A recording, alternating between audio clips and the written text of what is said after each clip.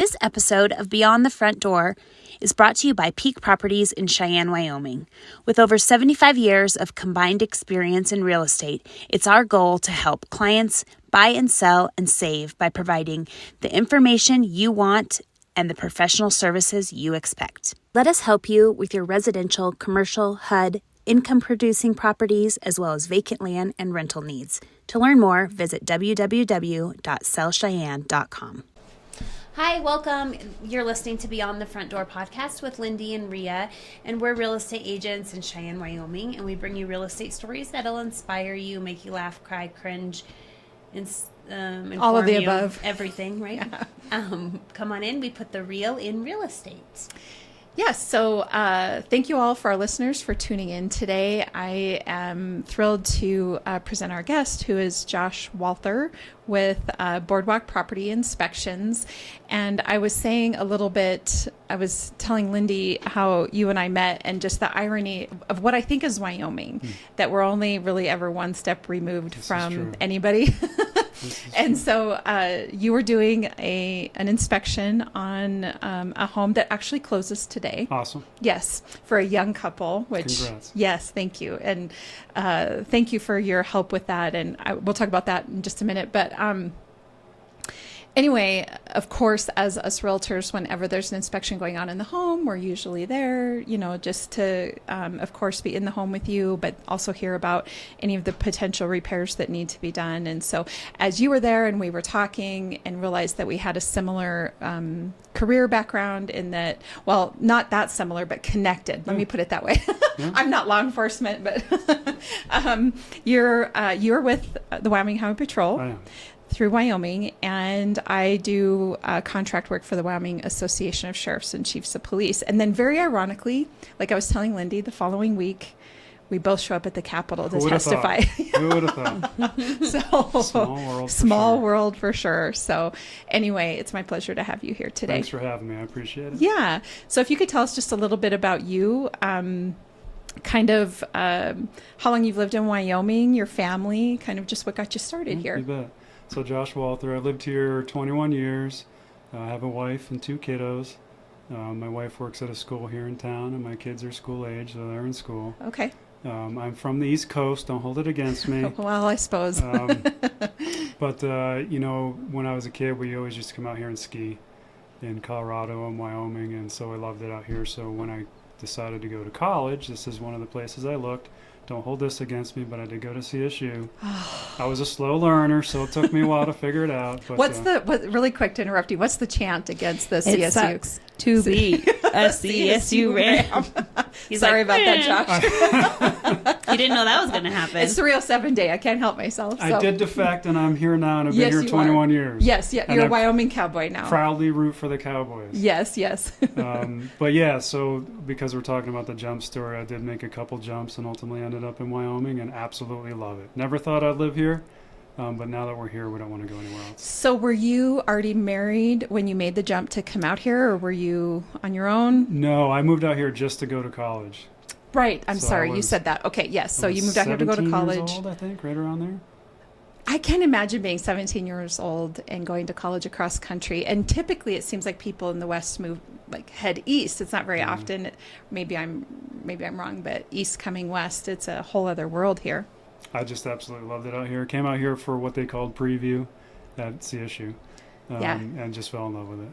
Yeah, I didn't move anywhere else. And back then, Colorado and Wyoming were very similar as well in terms of culture and environment and the mountains and all of those things. It has shifted a little bit now. Just a little bit, yeah. Especially northern Colorado was very similar. Okay.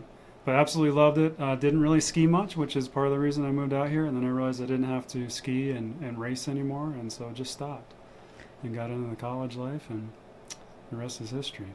Oh, so then what brought you to Cheyenne? The job. Yeah, I was at a point in my life where I was running a small business, I actually went through a divorce, and decided that I could really go do whatever I wanted. It was a restart. And my dad was in law enforcement in New York. So that was always in the back of my head. And I guess wanted to make sure that that wasn't the only reason was because he was in law enforcement. That's something I really wanted to do. So explored several other things first. I was in the construction trade, small business, personal training. I ran a gym, bunch of little things.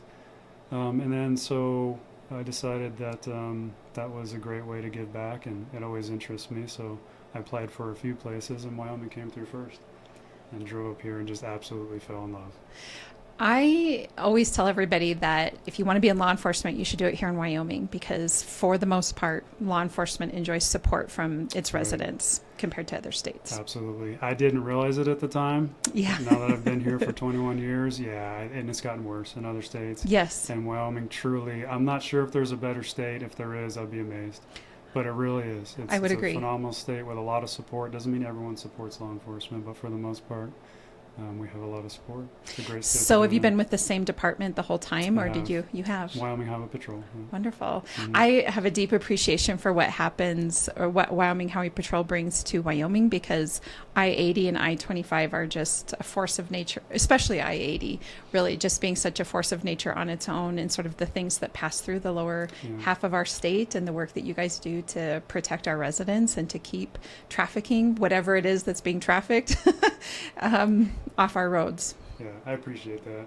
Yeah, and we do it when we're fully staffed. We have 208 sworn members, and right now we're down 42. So we're doing a pretty slim staff, but they work hard. They work very hard, and they do work hard. Yeah, proud of all of them. They do a fantastic job. I agree. So, what has made you, I guess, make your next jump into property inspections? Well, I thought about this a lot, specifically for the podcast, and I think I knew in the back of my mind what my path was and what the root cause of everything was, but it took me a long time to put it together, and I think for this, I specifically gave it more thought. Sure. But it seems like the older I get, the more it's about giving back, and helping people and providing for folks. And so, even back in the days when I was a personal trainer, it was always about how do I help people? How do I get them fit and work out and diet and all that? And the small business, the way that fell into line was I wanted to run a small business and actually support folks. But what I really like about that and miss is the people that work for us, for our company, because you're putting food on their table. Yep. You're helping pay their bills and taking care of their family and really providing for them. You're helping them. So obviously the obvious point there with law enforcement is exactly what you do. Yeah, you're in complete service to people. You're helping the public. And that's what I'll miss about that as well. And so I've been there 21 years. At some point, it's going to be time to shift gears. And, looking back at the small business and, always been hands-on and in the construction trade and that type of thing. So this kind of pulls all that together with the ability to help people, to maybe show them things that they wouldn't normally see themselves. And I was thinking that you mentioned that you did a little bit of construction out of college there, and I'm wondering if it was kind of making its way back full circle as well. So. I think so. The whole business ownership, there's parts of it I miss. I mean, the 18-hour days running that business were ridiculous. Yeah. But it was a new business. I did it for 5 years and sold it in the 5th year. So to me, that was successful. Very few percentage of businesses make it past 5 years. Absolutely. So I made it to that point and decided to sell it, and it's still alive today and doing really, really well. Yeah. But yeah, I think it is. I think it's coming full circle. That's always been in my blood. Yeah. And I think this pulls all that together. And really the biggest thing is I don't need to be an inspector. I don't need to do this. I'll be retired, but I look forward to it. The inspections I've done, I just enjoy them. I enjoy them and enjoy educating people and helping them out to things that they might not necessarily know on their own. Absolutely. So how long have you been doing property inspections then? Since 22. Since 2022. Yeah, I've been Wonderful. Got all the education and certified in 2022. Well, and that construction background is really nice too, in that, because I think property inspectors can come in without any experience as well. And the fact that you have the construction background, and then like I was saying earlier when Lindy and I were talking, is that I always tell everybody, I think anybody that has worked in law enforcement, you're detail oriented. I think you can't even help it. Like you have to be because of the nature of the work and what you're doing. I mean, I don't even think, I wonder often if everybody even realizes the amount of information you're taking in whenever you enter any situation, right? Whether it's just everything around you. And I think often in highway patrol, you're probably not doing this as much, but even like if you're entering into a home or whatever, you're taking in all that information. And so I think you just become detail oriented by default to protect yourself. Yeah. Right? Yeah, I'm smirking because you're absolutely right. I'm the knucklehead who, when you go to a restaurant, I'm looking around to see how it's built and what's going on. And where the exit is. And yeah, exactly. Yeah. My wife makes fun of me if I say, where do you want to sit? You know, I know. I do that whenever I'm at dinner with law enforcement as well. I'm like, all right, decide where you're sitting, and then I will adjust. So. But I think it can hinder a little bit in the home inspection business just because you get too detail oriented. Sure. And I asked you, whenever I do an inspection, what can I do to improve? Am I being too nitpicky? So although I'm not going to pick out a stain on the carpet, I'm going to try to pick out stuff that really should probably be fixed, or at least the buyer should be aware of. So yeah, you need to be careful about being too nitpicky, but sure. do try to notice. I think our biggest maybe complaint with like inspectors, we obviously want you to give our buyers as much information as you can without scaring them. Absolutely. Because sometimes, no house is perfect. Yep. There's going to be things, yes, if it's some big expensive item that we need them to know that, but sometimes, especially first-time home buyers, they just get overwhelmed and they get scared by this giant list of this. This window doesn't open. This door, this sink is dripping. The store doesn't latch shut. And yeah, all the things, and we're like, okay, the blinds are, it just goes on, and we're like, they freak out and go, and you're like, okay, well, the next house is going to also have things. That's right. So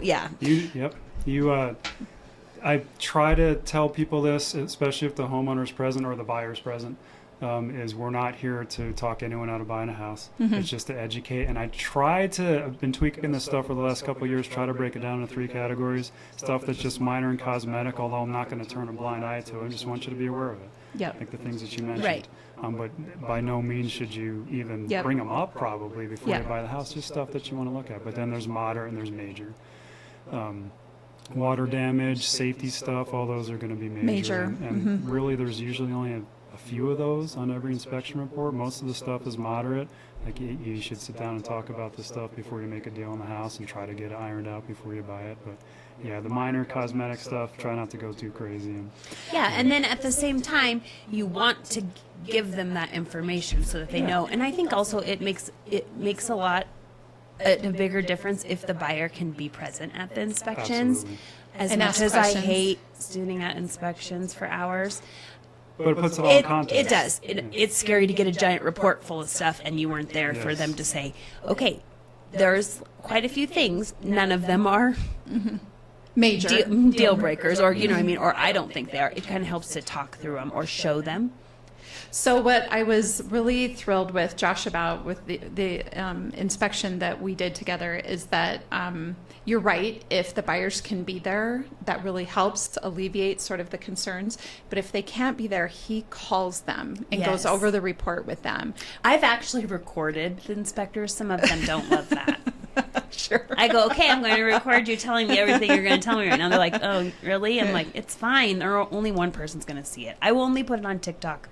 If it's real good. We're going to have to have it. We're going to have a discussion. But different realtors are different too. I have one realtor who I apologized one day because I didn't call the buyer or the potential buyer the very next day, and I apologized. She says, well, no, the home inspectors never call the buyers. Like, okay, 10-4. And some of them the realtors like to walk them through it themselves and explain it. So everyone's different. I prefer the inspector to do that. Yes, I do too. I'm fine with reading the reports, but I don't want to be trying to explain a repair or a...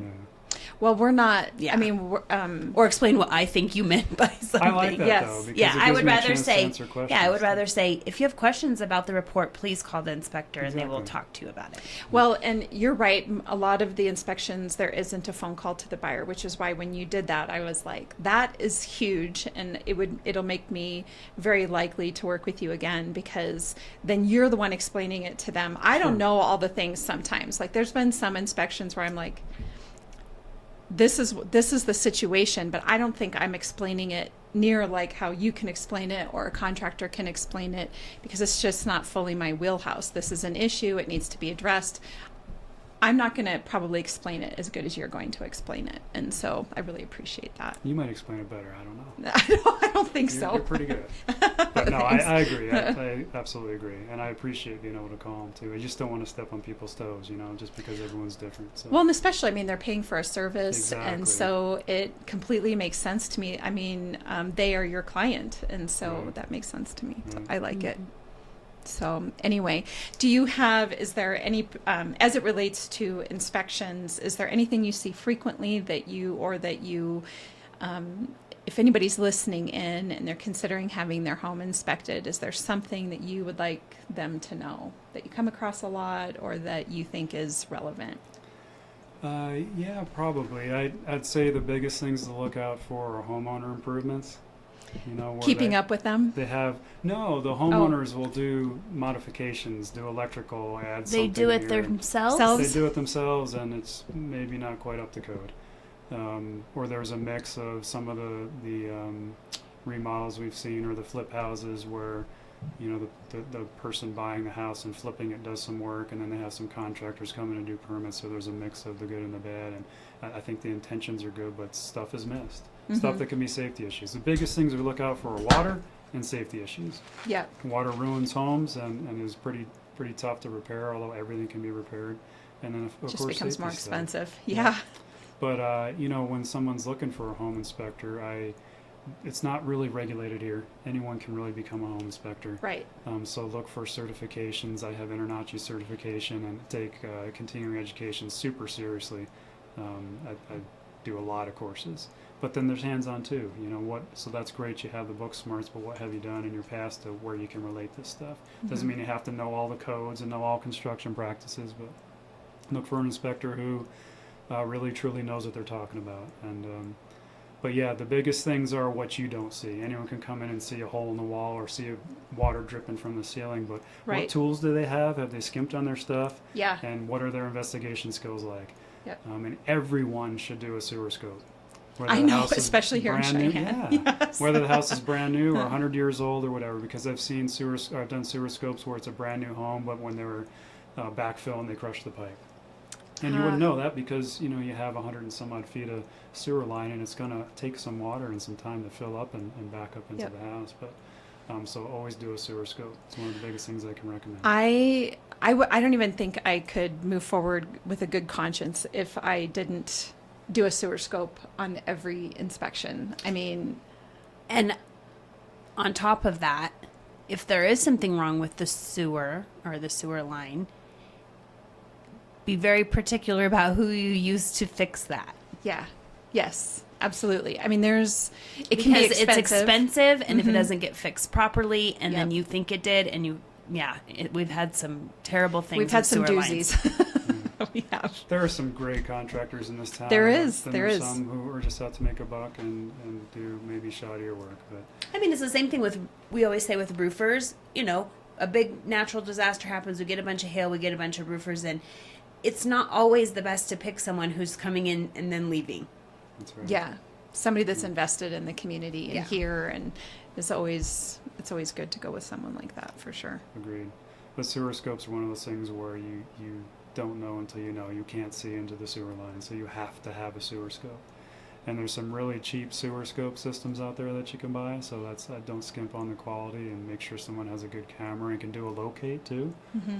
A lot of folks don't spend the extra money on a locator, so where the issue is, you can go out in the yard or whatever it is and do a locate and mark Right. exactly where it is. Yes. So that's Yep. important too. Yep, I completely agree. So what you do whole home inspections? Is that what you offer? And do you offer like different packages, or how does that work? Well, as a matter of fact, I do. Okay, I would Thank like you to know for- about that. I was having a moment. Didn't want to forget any.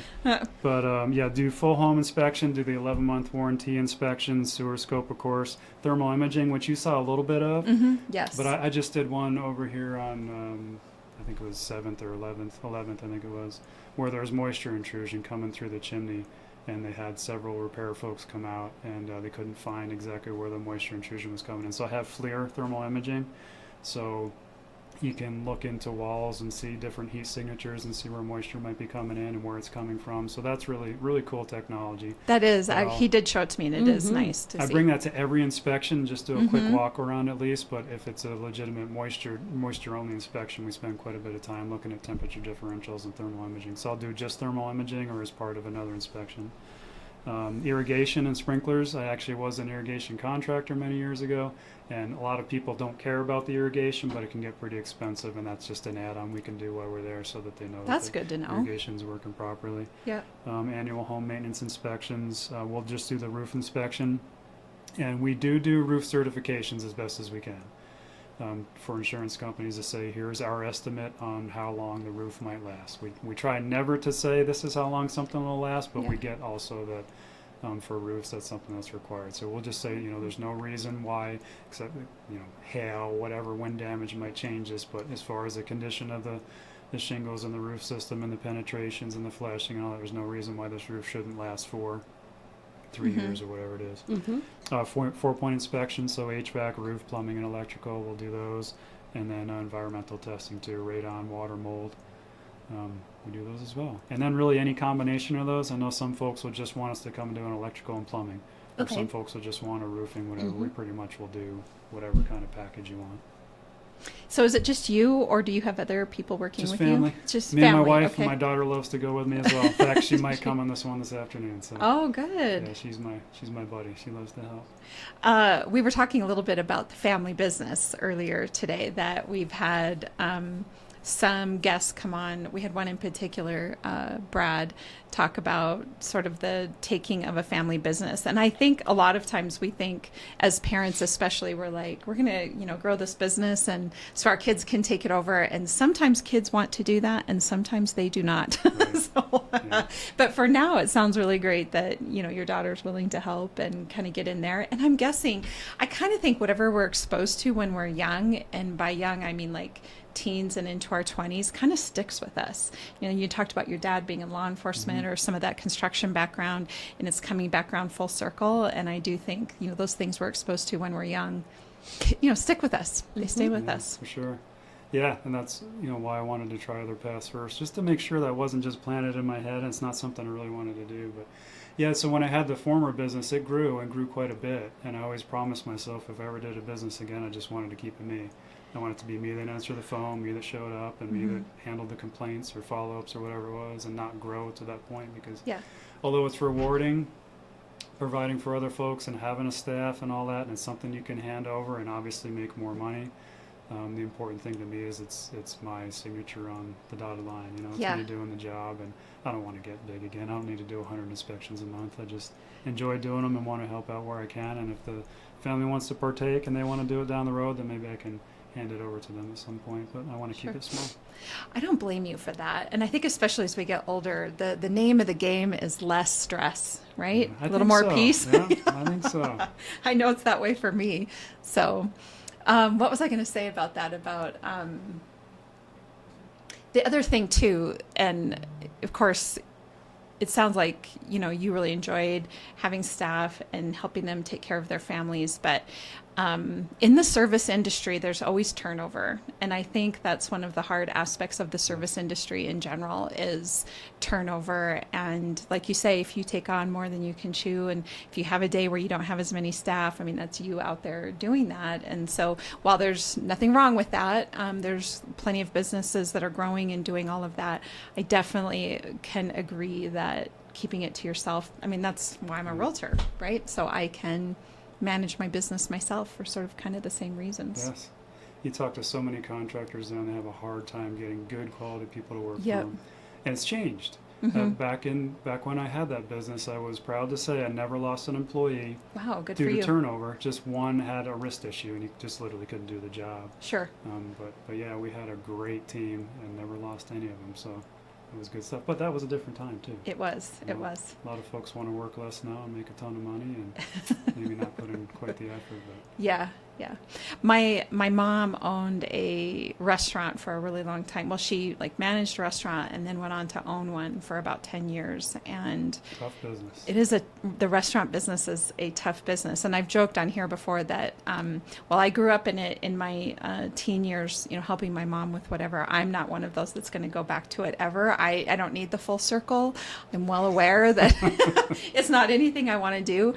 And I have a deep respect for anybody that is doing it because it is, I think, one of the hardest, most thankless jobs a person can have.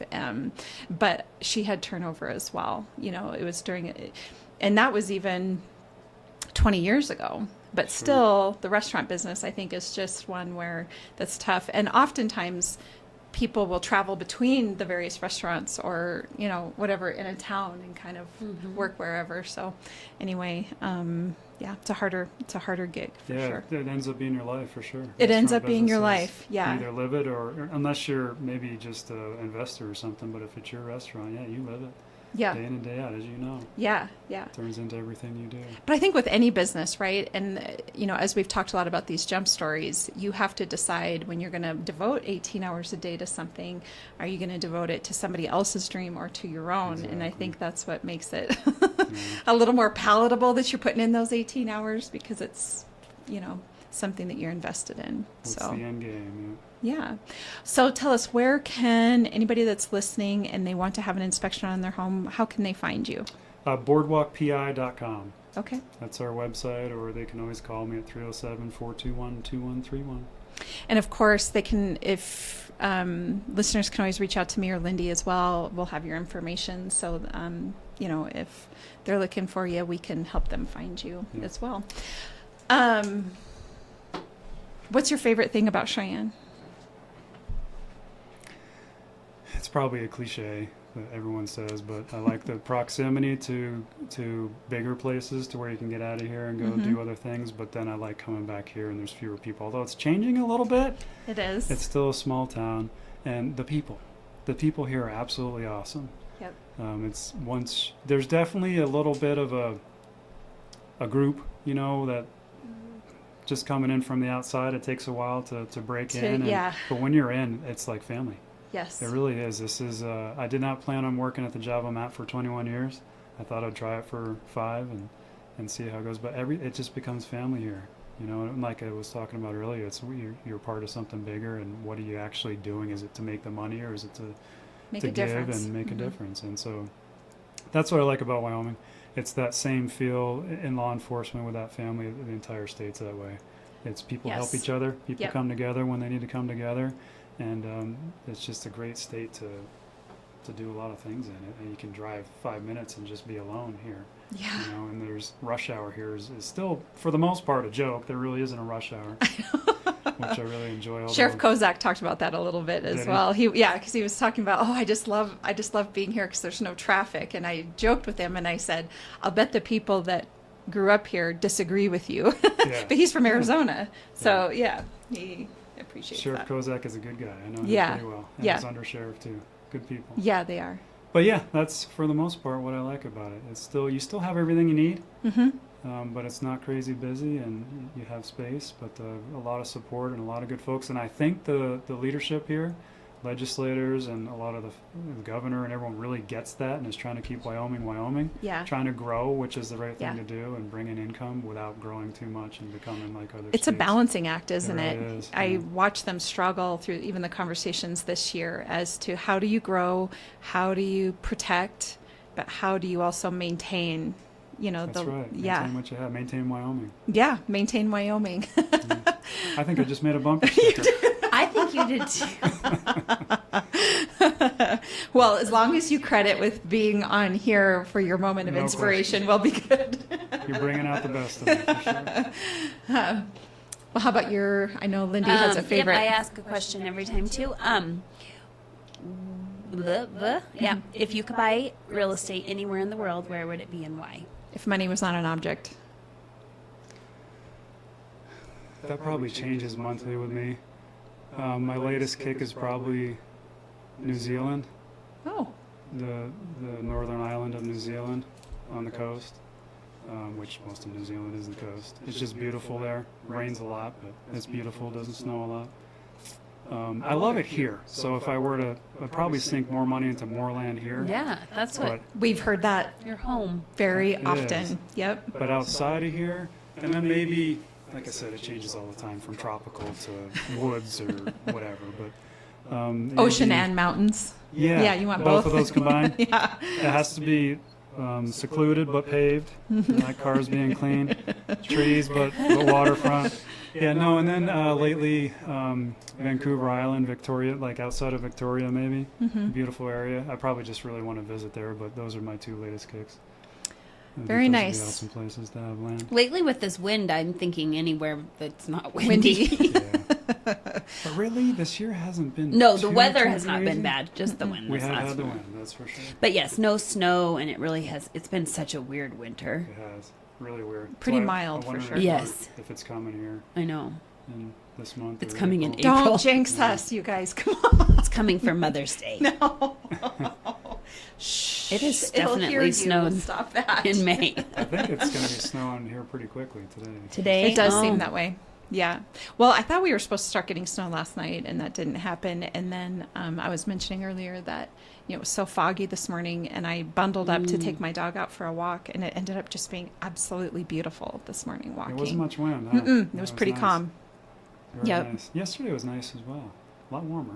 Yeah, yeah. Well, and we've talked a little bit for all of our guests that have come on here that while the wind and the snow can be a deterrent for sure, it's a trade-off for the luxuries and the life that we That's right. live here compared to big cities. That's So right. we're thankful. And I think it helps keep us thinned out a little bit. Sure. You have to have the Helps right keep It can't be riff-raff out. It can't have everything. No. That's right. Or else everyone would, Would live here. there. And then That's it right. wouldn't be so great. Yep. Then there'd be a reason to leave, wouldn't there? So, anyway. Are you from Gillette as well? I am. Okay. We are both from All Gillette. right, Yep. fantastic. We don't like to tell people. You don't Rhea like to tell keeps people? telling people on this podcast. I do. I'm- Well, and then I just don't say anything. I'm just kidding. I love Gillette. Hey, Gillette people, I'm really sorry. It's just everyone else hates us. Yeah. Yeah, there's a persona of Gillette that is unfortunate to listen to, but yeah. It's a good town. I like it. It's a neat town. Yeah. But I think a lot of your office is from Gillette. Right? Mm-hmm. We've all just kind of like found each other. I mean, some of us know each other Yeah. from Gillette, but it's also weird how people from Gillette just find each other and we're talking and they're like, "You're from Gillette? I'm from We're a Gillette." club. Okay, we have to be friends. Nice. So Deb, their family all lived up in Gillette, and so I worked for Deb when I was at the CASA program. Deb was the executive director of the CASA program, Okay. and I went to work for her. And then when she left to move down here, I became the executive director and worked up there. And then I would come down here for work and stay with her, and she would just sort of chip away at me like, "Hey, you need to move down here and become a realtor," probably for 10 years before I actually made the jump and did it. Yeah. But I was waiting for my kids to be grown and out of the house before I did it. So a good move, I assume, for both Oh, of you? yeah. Yeah. Oh, yeah. I've been here since I've been Way here longer. longer than I was in Gillette. Oh, okay. I graduated high school and then I left and I didn't go back. And I've been here since I Mhm. was 22. Mm-hmm. So almost this year's will be 20 years. The great thing about Gillette is that it has a real focus on youth. Like they invest in all facilities, all things related to the youth there in Gillette, and it's very well situated between the Bighorn Mountains and the Black Hills. And Yes. so it's an excellent place to raise a family and be. But what my husband and I really love about being down here are all the reasons you're saying. Like, we're not leaving Wyoming. The weather is a hair milder than it is up north, and we're closer to go do things. We like to travel, so getting to the airport or going over to Laramie for the games or down into Right. Fort Collins in Denver. Like, we kind of figured we're still young, our kids are grown, and we had explored pretty much everything we could explore up there and just wanted to change and do something different. So here we are, and we're living our best life. So Never going back, I never assume. going back. Although I got to shout out to my husband really quick because he just started a new job here that has him putting in nearly 20,000 steps a day through his shift, and so he's a So little he tired. might go back. No, just kidding. He might go back. Yeah, that's right. So he's a little tired, but I just want to put a shout out for him and root for him and say, it was a healthy, good decision. So even though he might not be feeling it at the moment. What is And his my name husband is, I was saying, my husband's not from Gillette, and I took him back there to a crawfish boil, and he said, hell no. The crawfish boil is a big And deal the up crawfish there. boil is fantastic, Fantastic, but yes. apparently it was not his thing. So my husband went from coal mining to Dino Noble. Oh, okay. So Yeah. working with explosives and loading the trains and the trucks and stuff. And so he went from running equipment where he's sitting in a big haul truck that's bigger than our house, anybody's house typically, and doing that for 12 hours. So driving it, which is really hard on your body. But you're not walking, you're not moving. Right. And then he comes down here and he has a very similar shift work schedule, which he's used to, and it's fine. But he's walking and Sounds he's like moving and he's 20,000 shoveling. steps is a lot of 20,000 steps. He was showing me the app, and I was like, because at first I thought, because he just kind of got going, and I thought, well, maybe I'll try to like walk and keep up with him so that we're in it together, right? And then you're showing me 19,000 steps, and I'm like, Where am I going to walk to? how am I going to do that? I can't. I got to work still. So I told him, I said, instead of paying to go to the gym and work out, you're getting paid to work out. And yeah. There you go. So anyway. That's a good company from everything I know. I hope it Yeah, works that's out what for we've him. heard too. Thank you so much. Good So stuff. anyway, thank you for all of our listeners today for joining us. And if you are looking to buy or sell real estate, Lindy and I are both realtors at Peak Properties. You can find us at www.sellcheyenne.com, as well as all of our social media channels. And of course, you can find this podcast, Beyond the Front Door, at I was going to put iHeart and Spotify together into one. I was going to say iSpotify. iSpotify. See, there it is. iHeart, Spotify, Apple Podcasts, and YouTube. So thanks so much, and happy 307 Day. Thanks for having me. Yeah, Appreciate absolutely. it. Thank you. So. This episode of Beyond the Front Door is brought to you by Peak Properties in Cheyenne, Wyoming.